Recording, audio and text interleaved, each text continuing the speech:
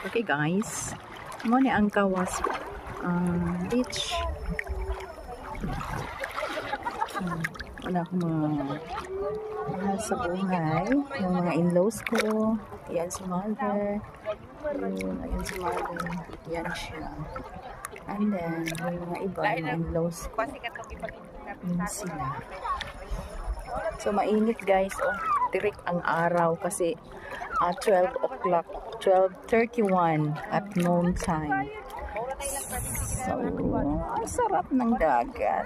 May dagat doon sa amin pero hindi ako naliligo doon kasi iba, no? Lahira kaysa diri.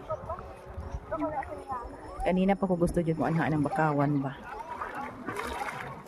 Kay naalala ko si Mariel, yung taga Siargao at yung asawa niya na foreign